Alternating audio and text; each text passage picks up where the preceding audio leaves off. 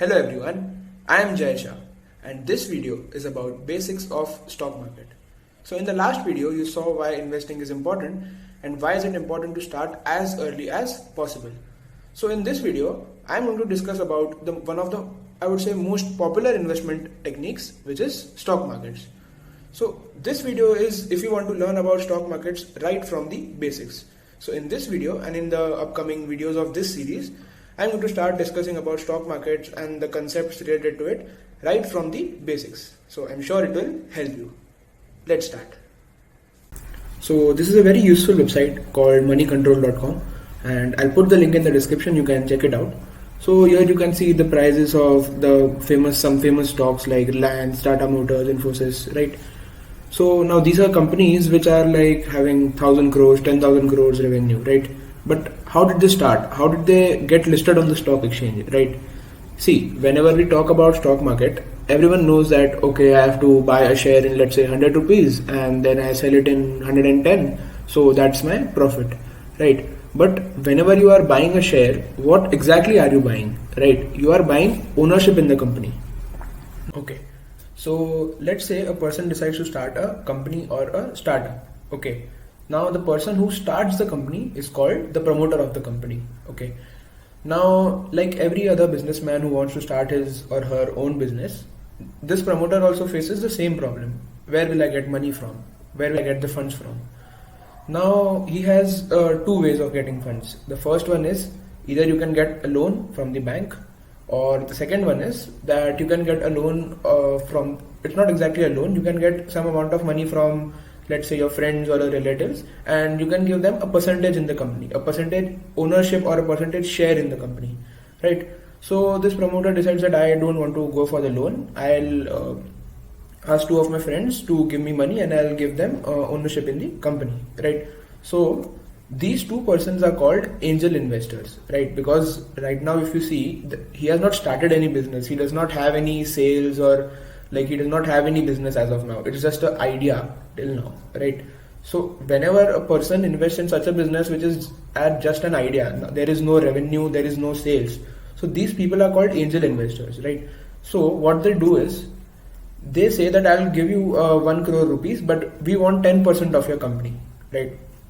So these are two angel investors. So they both will take like 5% of the company, and this funding is called seed fund. Okay. So now they decide that let's do this thing. So we have a total of 1 crore rupees. So let's do something like let's have 10 lakh shares with 10 rupees for each share. So that is 10 lakh into 10. So that is 1 crore rupees. Now these 10 lakh shares are called as authorized shares. And this 10 rupees value which is decided by the promoters is called face value, right? Now this is not any formula or something that it has to be like this. They could even decide something like 50 lakh shares and 2 rupees face value, or let's say 1 crore shares with 1 rupee face value. It's up to them, right? So this is called, so this 10 rupees or 1 rupee is called the face value, and these shares are called authorized shares. So right now you can see the company's structure is something like this. The valuation is 1 crore because they do not have any business or anything right now. They just have those 1 crore rupees with them. Okay. So these angel investors, you can see 5% and 5%. So they own 10% of the company, and the promoter owns 30% of the company, right? And the rest 60% you can see here it's written company, right? So it does not belong to a specific person. It belongs to the company, right? So this 60% belongs to the company. Okay. So this is the shareholding pattern. So there were a total of 10 lakh shares like we discussed. So out of those 3 lakh, 50,000 and 50,000. So total of 4 lakh shares, right? Now these 4 lakh shares are called as issued shares, right? They are allotted to some person like promoter or angel investors, right? But we had a total of 10 lakh shares, right? So what about the remaining 6 lakh shares, right? So those 6 lakh shares, like I told you, are retained by the company. They are authorized, but they are not allotted. They are not allotted to a person or they are not allotted to a person like promoter or some investor, right? So now they have 1 crore rupees with them and they start the company. And let's say within 2 to 3 years, they are running good sales. They have established some amount of business now. right? But now they want to expand more, right? Let's say that if till now they have only one manufacturing unit, so now they want to expand to two units, 3 units, right? So now they again need a funding. So now they'll again take a funding, right? So now there is someone known as venture capitalist, right?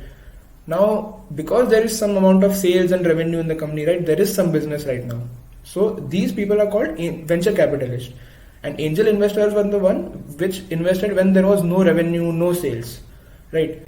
So they take another 2 crore rupees of funding and they give them 10% of the company. And this is called Series A funding. Okay. So now the pattern looks something like this. Okay. So 50% is still with the company, right? So now you can see in the last example, company was having 60% and here it's having 50%, right? So where did this 10% go? To the venture capitalist, because here you can see 2 crore for 10%, right? So now this venture capitalist is agreeing to give 2 crore rupees for 10% of the company. So what is he valuing the company at? 20 crores, right? Because 2 crore for 10%, so he's valuing it at 20 crores. So here you can see valuation 20 crores, right? So similarly, then again for 2-3 years, they establish the business is growing again well. Then again they need to expand more into more and more cities. So they need more funding, right? So again they go for something called as Series B funding, right? Again, then you can see this is the capital structure of the company, right? And now you can see here 15 crore for 15%. So now they are valuing the company at 100 crores, right? So this is the capital structure. Then again they want to go for funding. This time it is called private equity, right? It is even more big amount of funding. So this way the company keeps expanding and raising multiple rounds of funding, and after multiple rounds of funding they finally decide to go public, right? So going public means to take the funding from investors like you and me, right? From the normal public, like people like us, right? So now what they will do is, let's say they are coming up with 1,000 crores. So first of all, this going public, this is called as an IPO. They come up with an IPO which is called initial public offering, right?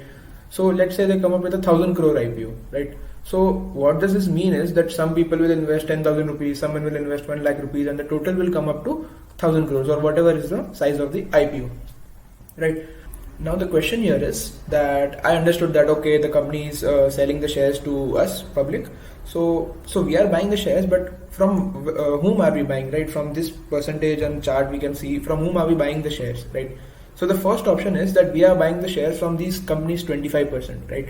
So I explained to you that these shares are authorized, but they are not allotted to anyone, right?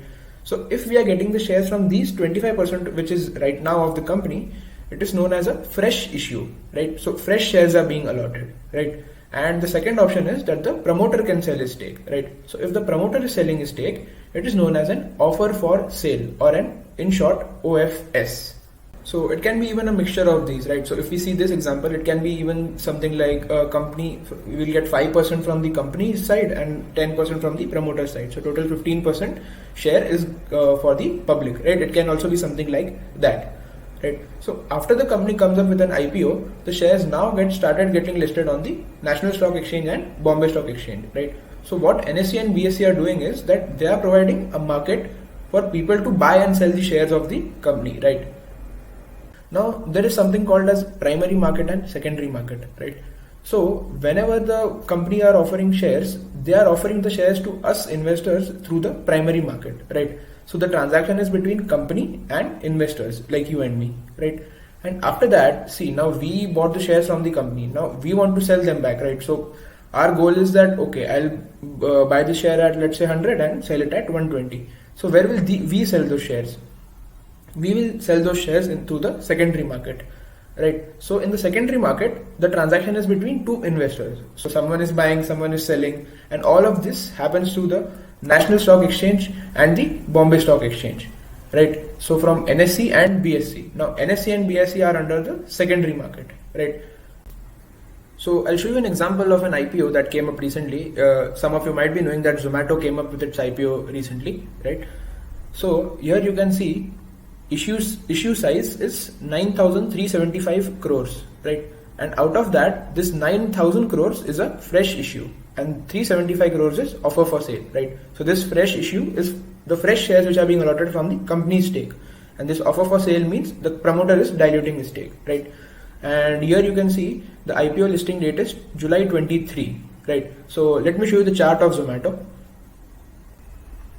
So this is the chart of Zomato on money control. Let me change this to line chart for simplicity. Line, and I'll change it to okay. So here you can see before this there is no chart, right? And this date you can see is 23 July. So after 23 July, here you can see 23 July. So after 23 July, it started listing on the NSE and BSE, right? So here you saw that the IPO listing date is 23, right? So after these, now you can see that the price is fluctuating and something like this, right? So now people can buy and sell the shares, right? Now, how can you earn through an IPO, right? I will make a separate video on IPO. It will have the details of how the price is decided and should you apply and things like that. So, but for now, just understand this example. So if I show you, see here the price is, now there's always a price range for an IPO, right? So here you can see the price is between 72 to 76 rupees per share, and the minimum investment is for 14,820. So you will get 195 shares, right? So let's say you applied for the IPO and you got allotted with the shares, and let's say you bought it at 76 rupees per share. So after it got listed on the stock exchange, then you can sell those shares, right? So you can see here the price is fluctuating, right? So it has even gone up to 150, then I guess it has even gone up to, yes, 160, 170, right? So what you have bought at 72, you could actually sell it at 150, like if you waited for this amount of time, right? If what people do is it's got listed on the 23rd July, right? So people can even sell then and there also their shares. So you can see it got started at around 126, right? So that's how people can make profit through an IPO listing, right? So you bought at 72 and you sold at 126, right? Now this is called an IPO, right? So when you bought at 72, that was from the primary market because you bought it from the company, and when you will sell at 126, it will be through the secondary market because you are selling it to another investor. When you are selling at 126, someone else is buying, right? So this buying and selling happens through NSE and BSE. So that was it for the first video of basics of stock market. I hope this was useful. I'll see you in the next video. Bye bye.